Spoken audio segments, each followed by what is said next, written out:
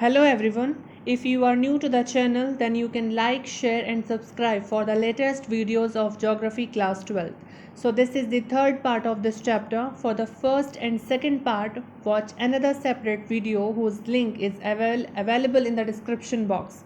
In this part, I cover NCERT question answers and map skills of this chapter. So here is the NCERT questions of this chapter. सबसे first हमें MCQ show किए गए हैं. First is which one of the following towns is not located on a river bank, यानी कि वो कौन सा शहर है इन चार ऑप्शंस में से जो नदी किनारे नहीं बसा है.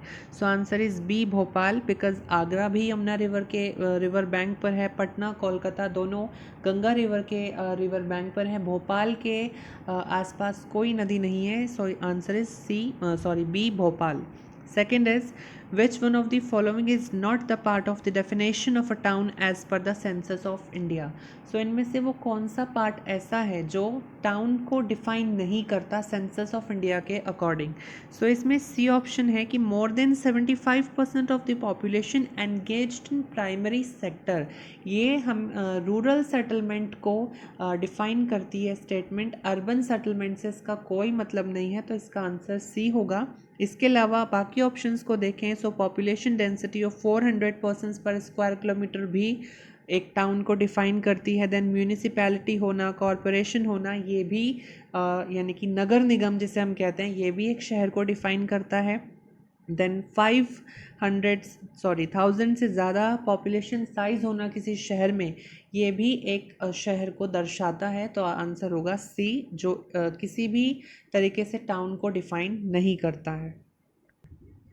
Third multiple choice question is, in which one of the following environments does one expect the presence of dispersed rural settlements? यानी कि इनमें से वो कौन सा ऐसा एरिया होगा इंडिया का जहाँ पर हम डिस्पर्स्ड यानी कि आइसोलेटेड हर्ड्स सेटलमेंट को देखेंगे. सो answer is D, forest and hills in north east, क्योंकि जहाँ पर प्लेन एरिया बहुत कम होता है वहीं पर हमें डिस्पर्स सेटलमेंट देखने को मिलेगा, जिसमें कि एक जगह पर थोड़े घर होते हैं, देन दूसरी जगह पर थोड़े घर होते हैं.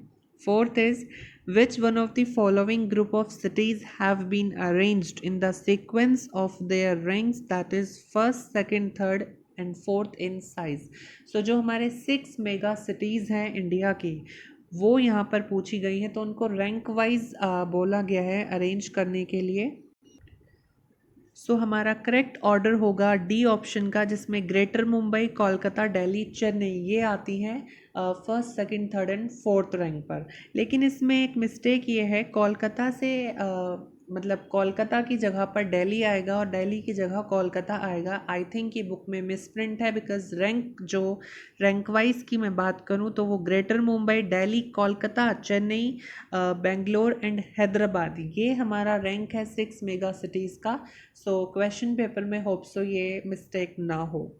नेक्स्ट हमारे 4 शॉर्ट क्वेश्चन शो किए गए हैं. सबसे पहला है व्हाट आर गैरिसन टाउन्स. तो ये डायरेक्ट हमारे एनसीईआरटी नोट्स में से मिल जाएगा, जहाँ पर छावनी परिषद यानी कि जो मिलिट्री कैंटोनमेंट एरियाज़ होते हैं वो गैरिसन टाउन्स होंगे, और उनका फंक्शन यही है कि वो वहाँ पर रहकर उस एरिया को डिफेंड करते हैं, प्रोटेक्ट करते हैं, एंड देन वहाँ पर अपना परमानेंटली ट्रेनिंग भी करते हैं.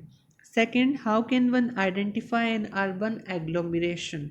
एक अर्बन एग्लोमरेशन को हम कैसे आइडेंटिफाई कर सकते हैं कि ये अर्बन एग्लोमरेशन है. सो इस क्वेश्चन का आंसर होगा, N urban agglomeration can be identified on the basis of population size. हम पॉपुलेशन साइज के बेस पर आइडेंटिफाई कर सकते हैं कि भाई 20 मिलियन से कम पॉपुलेशन वहाँ पर नहीं होती है, यानी कि 20 लाख से कम पॉपुलेशन किसी अर्बन एग्लोमरेशन में नहीं होती. हम ऑक्यूपेशन, इकोनॉमिक एक्टिविटीज़ के बेसिस पर डिफाइन कर सकते हैं, आइडेंटिफाई कर सकते हैं वहाँ tertiary and secondary activities perform होंगी. जनरली कॉम्पैक्ट होता है अर्बन एग्लोमरेशन, साइज़ में बड़ा होता है और पॉपुलेशन 20 लाख से कम नहीं होती है. कम से कम उसमें एक स्टैचुरी टाउन होता है. स्टैचुरी टाउन्स का मीन्स है जहाँ पे अर्बन आउटग्रोथ होती है, रेलवे स्टेशन हो, यूनिवर्सिटी हो, पोर्ट एरिया हो, इफ़ कोस्टल एरियाज़ में है, देन मिलिट्री कैंटोनमेंट हो, तो उस सिटी को हम अर्बन एग्लोमरेशन कहेंगे। और जितने भी अर्बन फीचर्स हैं इंफ्रास्ट्रक्चर के टर्म्स में, फैसिलिटीज़ के टर्म्स में, जितनी भी फैसिलिटीज़ अर्बन एरियाज़ में मिलती हैं, इफ़ वो किसी एरिया में मिल रही हैं तो हम कह सकते हैं कि वो अर्बन एग्लोमरेशन होगा। तो बेसिकली हमें यहाँ पर वो सारे पॉइंट्स बताने होंगे जो ये डिफाइन करते हैं कि ये प्लेस पर्टिकुलर अर्बन एग्लोमरेशन है। हमारा थर्ड क्वेश्चन है, what are the main factors for the location of villages in desert regions. Desert regions में विलेजेस ही ज़्यादा होते हैं, अर्बन एरियाज़ बिल्कुल नहीं होते हैं। उसके रीज़न क्या है? तो हमने फैक्टर्स पढ़े हैं for the different types of rural settlements, वो ही इसका आंसर हो जाएगा, जिसमें water, geographical area, then caste, religion, ये रीजंस रिस्पॉन्सिबल होंगे। तो first is water. So water का डेफिनेशन यही है कि ह्यूमन सर्वाइवल के लिए बहुत ज़्यादा इम्पॉर्टेंट है, सेटलमेंट के लिए वाटर बहुत ज़्यादा ज़रूरी है, बिकॉज ड्राई डेजर्ट रीजन्स में वाटर के बिना तो हम कोई भी नहीं सर्वाइव कर सकता। देयरफॉर वाटर ये एक प्राइमरी फैक्टर, सबसे पहला फैक्टर बनता है। और इसलिए क्लस्टर्ड सेटलमेंट्स जो कॉम्पैक्ट टाइप के होते हैं वो हमें डेजर्ट रीजन्स में देखने को मिलते हैं, सो दैट वहाँ पर जो लिमिटेड अमाउंट में वाटर अवेलेबल है उसका प्रॉपर और ऑप्टिमम यूटिलाइजेशन किया जा सके। सेकंड आ जाएगा जोग्राफिकल एरिया, बिकॉज वहाँ पर रिसोर्स अवेलेबिलिटी बहुत ज़्यादा कम है and intra day movement can occur, जहाँ पर मतलब कई दिन बाद दूर दूर किलोमीटर्स तक पैदल चलकर वाटर कैरी करना पड़ता है ड्राई रीजन्स में। तो जोग्राफिकल एरिया रिस्पॉन्सिबल है कि वो डेजर्ट है बेसिकली, और इसीलिए डेजर्ट रीजन्स में रूरल सेटलमेंट्स के लिए या विलेजेस के लिए ये फैक्टर्स रिस्पॉन्सिबल हो जाते हैं। हमारा फोर्थ क्वेश्चन है, व्हाट आर मेट्रोपॉलिटन सिटीज़। तो ये डेफिनेशन नोट्स में से हम दे सकते हैं, वो सिटी जिसमें 1 से 5 मिलियन के बीच पॉपुलेशन होती है, दैट इज़ मेट्रोपॉलिटन सिटी। लेकिन जो इसका दूसरा क्वेश्चन है, that is how are they different from urban agglomerations, ये हमें देखना होगा।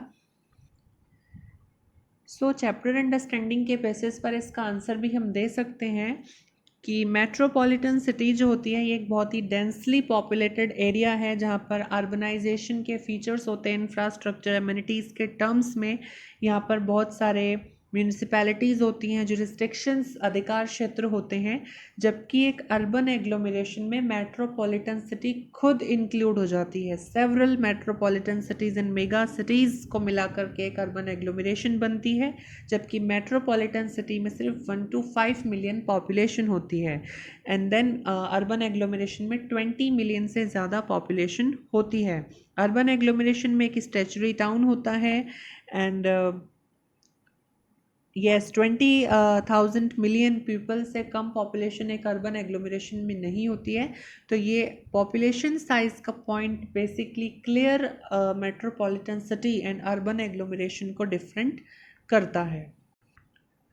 Here comes the two long question. First one is, discuss the features of different types of rural settlements and what are the factors responsible for the settlement patterns in different physical environments. तो basically पूरा rural settlement का जो topic है chapter का वो इसमें आएगा। सबसे पहले हम 4 types के rural settlements describe करेंगे and then जो factors responsible हैं इन factors इस different types के rural settlements के लिए वो इसका आंसर होगा। So directly notes से available है। Last question is, can one imagine the presence of only one function town? Why do the cities become multifunctional? ये आंसर भी नोट्स में से अवेलेबल है, लेकिन एक क्लियर आइडेंटिफिकेशन के लिए, अंडरस्टैंडिंग के लिए इसको हमने लिख लिया है। सो let's have a look. So question पूछा गया है, क्या किसी एक पर्टिकुलर टाउन में एक ही फंक्शन प्रेवलेंट हो सकता है और सिटीज़ मल्टी फंक्शनल क्यों हो जाती हैं? तो एक क्वेश्चन ही अपने आप बता देता है कि एक शहर में कोई एक फंक्शन नहीं हो सकता, क्योंकि वो दूसरे में पूछ रहा है कि वो मल्टी फंक्शनल क्यों हो जाती हैं। सो ये बहुत डिफ़िकल्ट है इमेजिन करना कि किसी एक पर्टिकुलर टाउन में एक ही फंक्शन होगा। ये पॉसिबल ज़रूर है कि एक फंक्शन उस टाउन में डोमिनेट हो सकता है। जैसे हम वाराणसी की बात करें तो वाराणसी के अंदर सबसे पहले तो इसकी एक कल्चरल इम्पोर्टेंस है कि सांस्कृतिक और धार्मिक नज़रिए से ये एक बहुत पवित्र स्थान माना जाता है। लेकिन इसी टाइम पर वाराणसी एक सिल्क साड़ी का बहुत बड़ा सेंटर है। यहाँ पर बनारसी साड़ियों का बहुत ज़्यादा प्रचलन है। देन बनारस हिंदू यूनिवर्सिटी वाराणसी के अंदर है। तो एक डोमिनेंट फैक्टर है वाराणसी में कि वो एक कल्चरल टाउन है, लेकिन बाकी फंक्शन भी उस टाउन के अंदर प्रेवलेंट है। एजुकेशनल टाउन भी है, एडमिनिस्ट्रेटिव टाउन भी है, एंड देन वो एक कमर्शियल टाउन भी है। ठीक इसी तरीके से जो न्यू दिल्ली है वो एक हमारा देश की राजधानी है, देन एक पर्टिकुलर यूनियन टेरिटरी है, तो एक एडमिनिस्ट्रेटिव टाउन होने के साथ साथ बहुत सारे हिस्टोरिकल मॉन्यूमेंट्स हैं।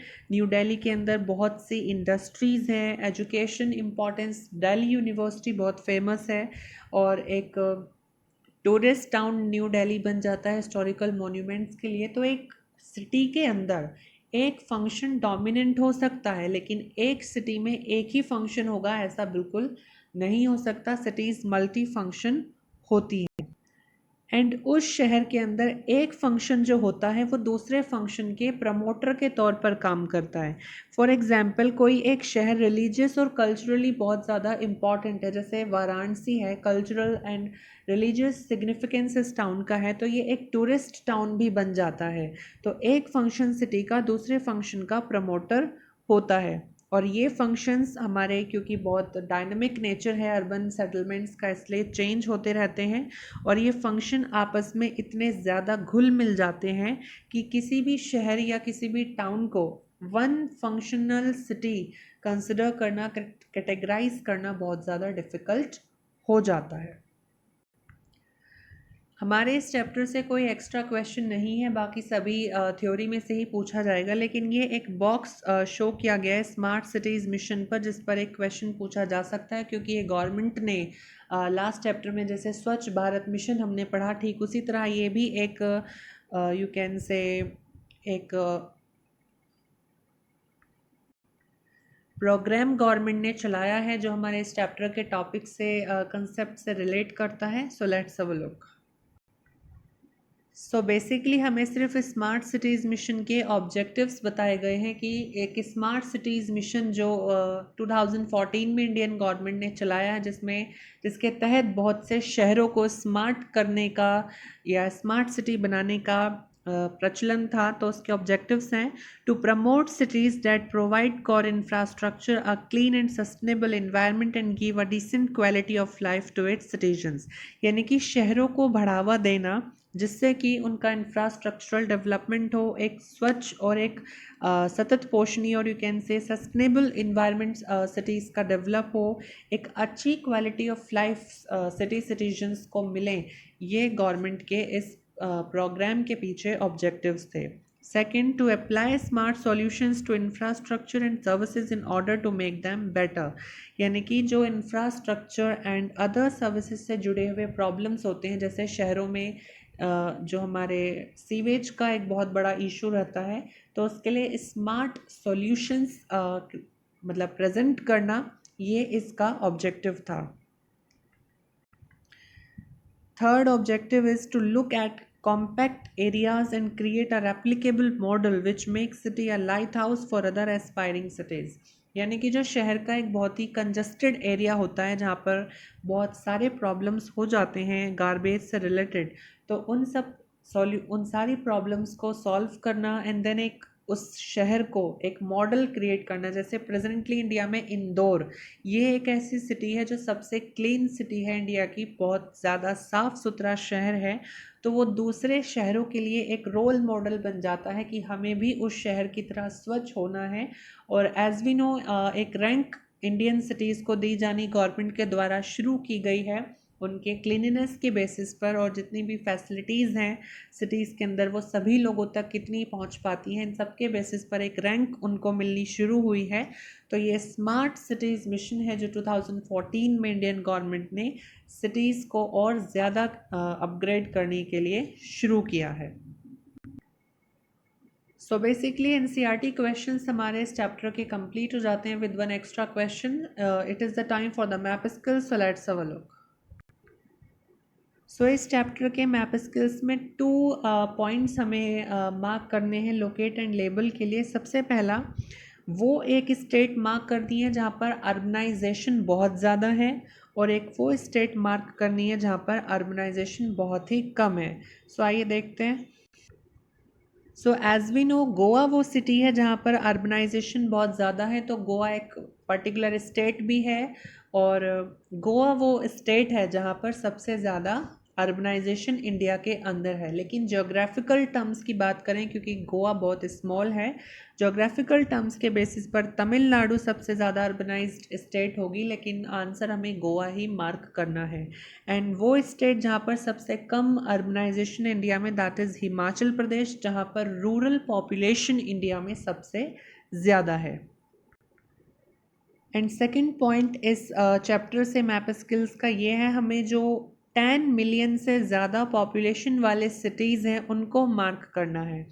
सीबीएसई ने बहुत अच्छा काम किया है हम सब के लिए कि हमें उन सिटीज़ के नेम भी दे दिए हैं। तो हमें क्वेश्चन पेपर में सिटी का नेम दे दिया जाएगा कि इस पर्टिकुलर सिटी को मार्क करिए लोकेट लेबल करिए, या फिर वो यही भी बोल सकते हैं कि 10 मिलियन से ज़्यादा पॉपुलेशन वाले किसी भी एक सिटी को लोकेट एंड लेबल करें। तो देन हम उस कंडीशन में इन 5 सिटीज़ जो हमें दी गई हैं, इन्हीं में से किसी एक सिटी को मार्क करना होगा।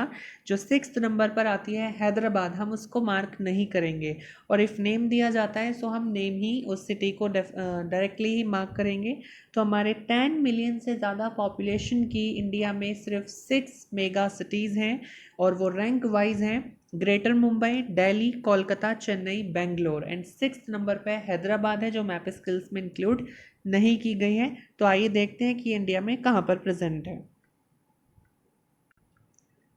सबसे पहले आती है हमारी दिल्ली, देन सबसे पहले is Greater Mumbai, second number पर Delhi, third is Kolkata, fourth Bangalore which is in Karnataka, and fifth one is Chennai in Tamil Nadu. तो ये 5 हमारी मेट्रोपॉलिटन सिटीज़ हो जाती हैं विद 10 मिलियन से ज़्यादा पॉपुलेशन।